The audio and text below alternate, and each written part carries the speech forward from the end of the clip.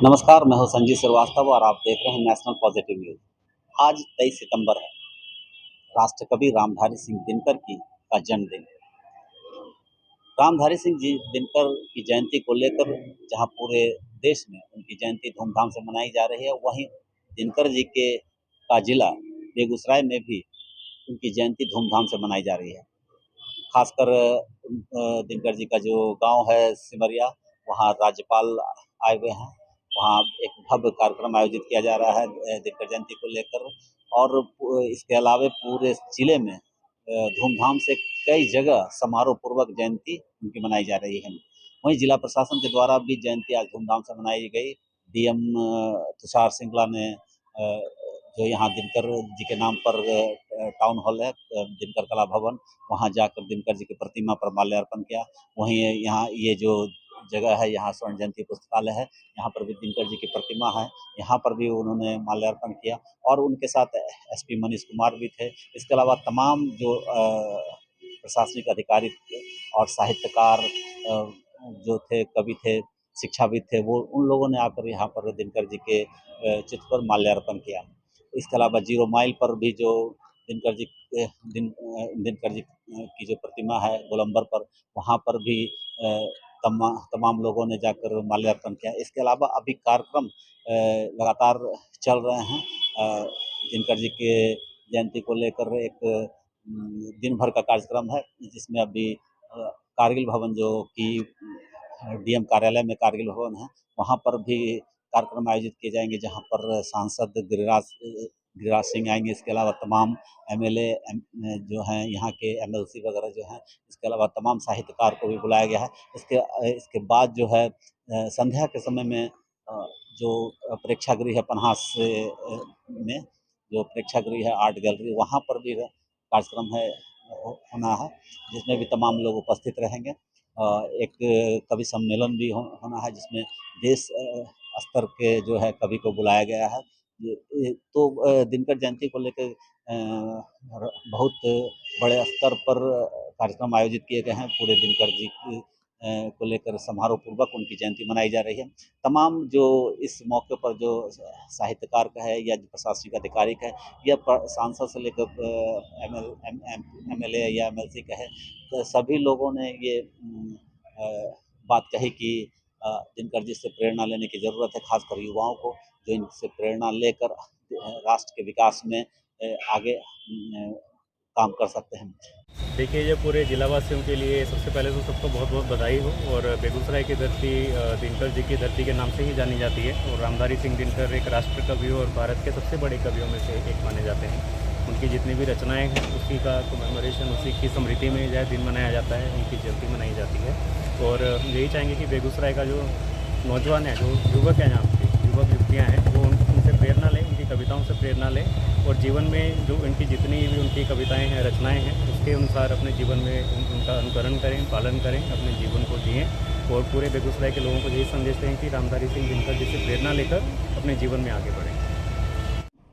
हमारा सौभाग्य है कि राष्ट्र कवि दिनकर के जनपद में जन्म लिया। दिनकर केवल एक महान कवि ही नहीं थे, वरन दिनकर साहित्य के कीर्तिमान स्तंभ थे।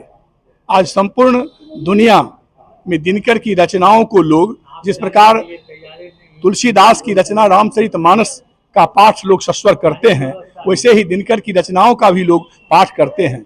जीवन का कोई क्षेत्र नहीं जिसको दिनकर ने स्पर्श नहीं किया, चाहे वह सौंदर्य बोध हो, चाहे वो वीर रस की गाथाएं हो, चाहे वो सामाजिक विषमताओं पर प्रहार हो कि स्वानों को मिलता दूध भात, भूखे बच्चे उखलाते हैं, माँ की हड्डी से चिपक चिपक जाड़े की रात बिताते हैं। आर्थिक विषमता पर ऐसा कुठाराघात अपनी लेखनी से बहुत कम कवि किए होंगे। इसे हमें इस बात पर गर्व है कि राष्ट्रकवि दिनकर ने साहित्य के माध्यम से समाज में जो परिवर्तन की शुरुआत की, हम सबों की ये जिम्मेदारी बनती है कि हम लोग आने वाली पीढ़ी को भी दिनकर की रचनाओं से अवगत कराते हुए, दिनकर का जो मूल उद्देश्य था सामाजिक विषमता को समाप्त करना, समाज के अंदर एक समरस समाज की स्थापना करना, उस दिशा में हम लोग लगें। यही दिनकर जी की सच्ची जयंती मनानी होगी। आज दिनकर जी की जयंती है। हम लोग जो उनका उद्देश्य रहा है जो सामाजिक उद्देश्य रहा है, हम लोग उसको पूरा करने के लगे हुए हैं। और बार बार हर साल जयंती मनाने का उद्देश्य यही रहता है कि लोग जागरूक हों, समझें कि हमें आगे क्या करना है ताकि इस समाज की अस्मिता बनी रहे। दिनकर जी की रचनाएं, वो नित्य जीवन हो, दैनिक दिनचर्या हो या सामाजिक समरसता का प्रेरणा स्रोत है, और हम लोग यही चाहेंगे कि उन्हीं के कदमों का अनुसरण करें और समाज में मैक्सिमम आउटपुट जो हमारे द्वारा हो सकता है देने का प्रयास करें। आज दिनकर जी की हम लोग जो जन्म तिथि मना रहे हैं, ये तभी सार्थक हो सकता है जब उनकी रचनाओं को हम लोग ज़्यादा से ज़्यादा विस्तार कर सकें। उन्होंने जो सामाजिक समरूपता लाने के लिए, लोगों को जागरूक करने के लिए समाज के प्रत्येक पहलू को टच किया।